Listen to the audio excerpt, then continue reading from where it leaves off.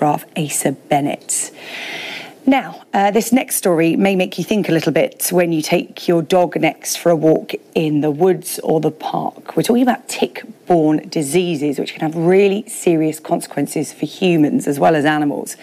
With up to 3,000 new cases of Lyme disease reported in the UK every year, the Big Tick Project is trying to help people protect themselves and their pets from this harmful disease. Well, here with me now, the former England rugby player Matt Dawson, who has experienced this disease firsthand. Good morning to you, Matt.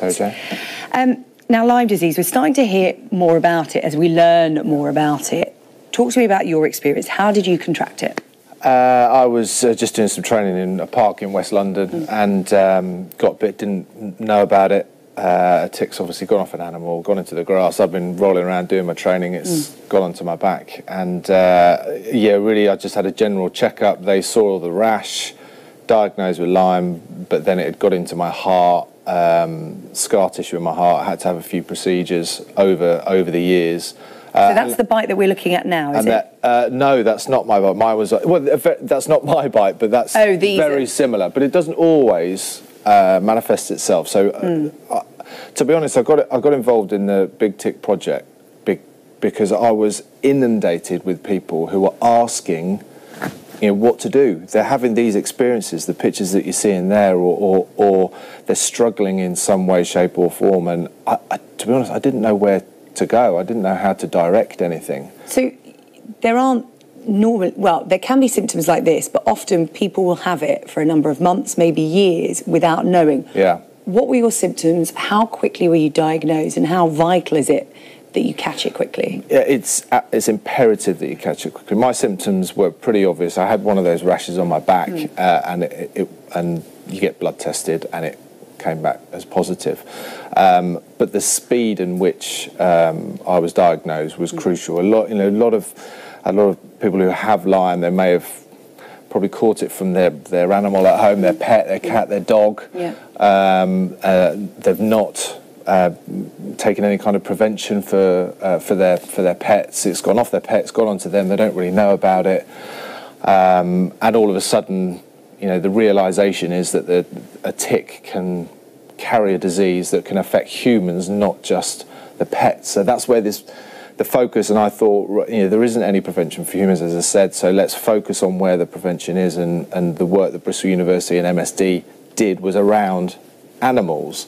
There'll be plenty of people at home right now eating their breakfast with their dogs and cats next to them, thinking, hold on a minute, what can I do to make sure that my pets don't have ticks, because it will affect me and it will affect the family. And yeah, it's been a life changer for me. Because you had multiple heart operations. Yeah.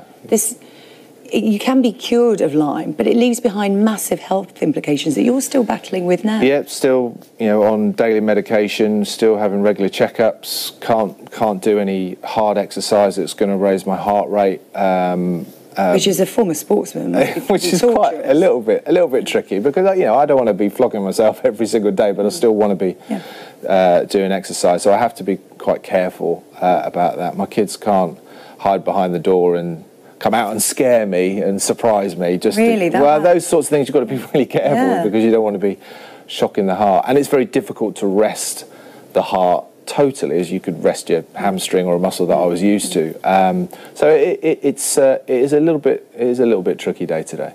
So the Big Tick Project is talking about protecting animals from ticks rather than humans, because of course, you know, if you've got a pet, you're with it every day, and you have to walk them in parks and forests and things like that.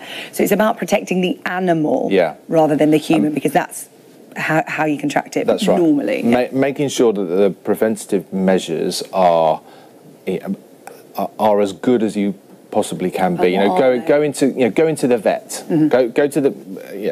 I don't know the ins and outs of the detail of around the prevention. If you go to the vet, you're going to get specific advice on how you can prevent against ticks. The implication of that is that all of a sudden, when you're in the house, in the carpets, in your rugs, in the garden, you are less likely to have ticks. So when your children or you are around those animals, then there is obviously less. There is lots of information. BigTickProject.co.uk.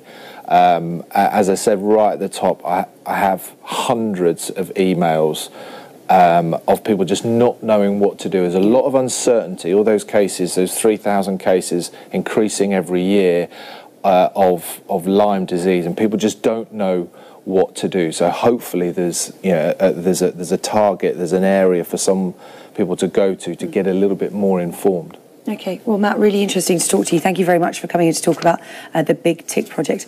We wish you well. Thank you. Thanks, AJ. Now, whether you are a Brit living